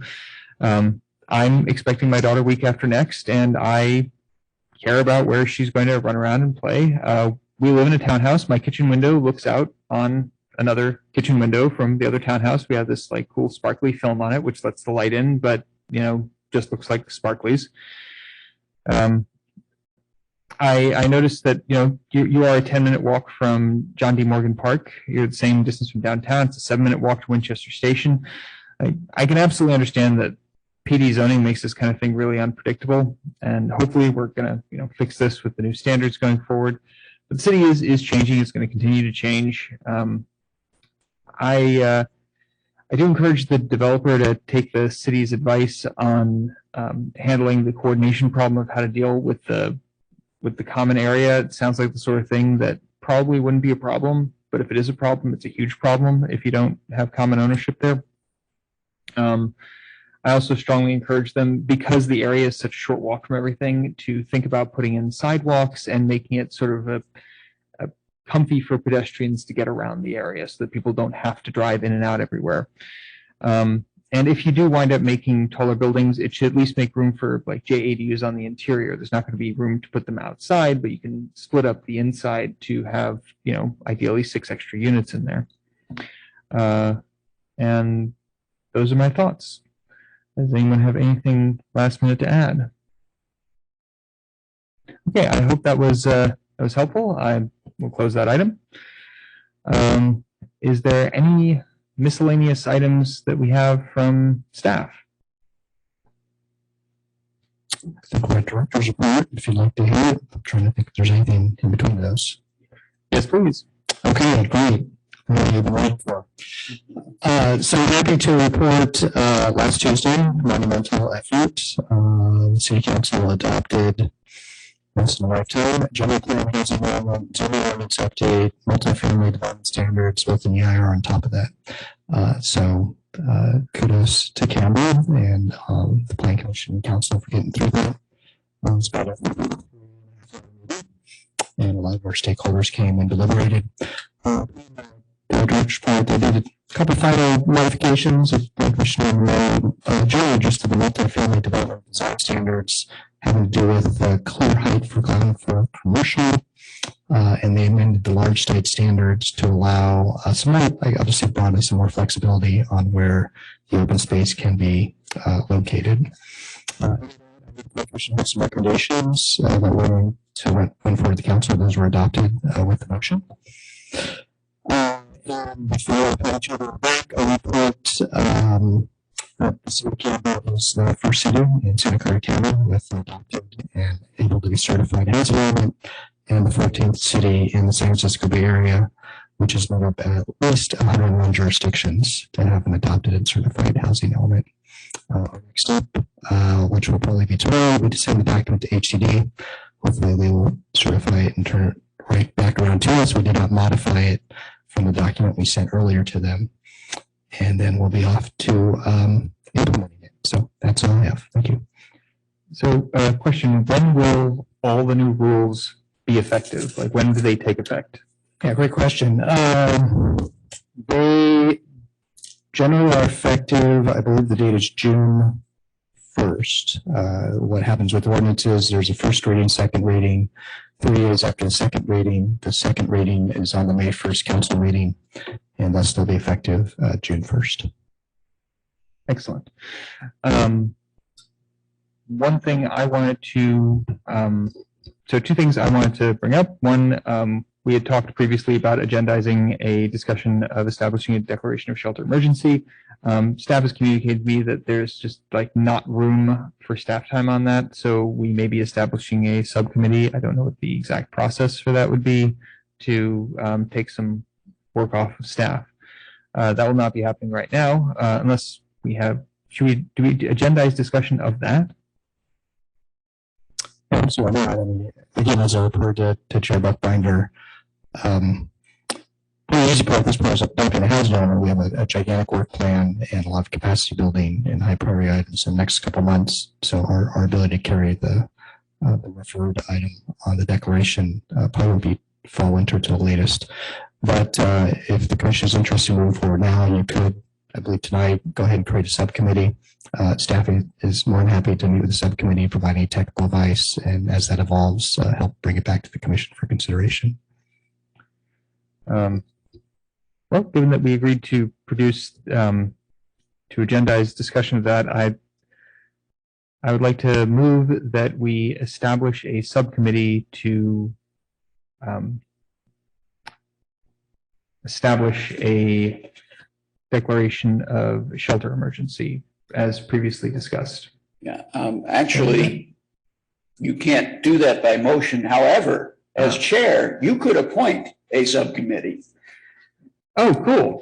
Okay, can I have, so I'm going to do this in the reverse order. This is my last meeting for the month. I will be back following next month as I will be up to my elbows in baby.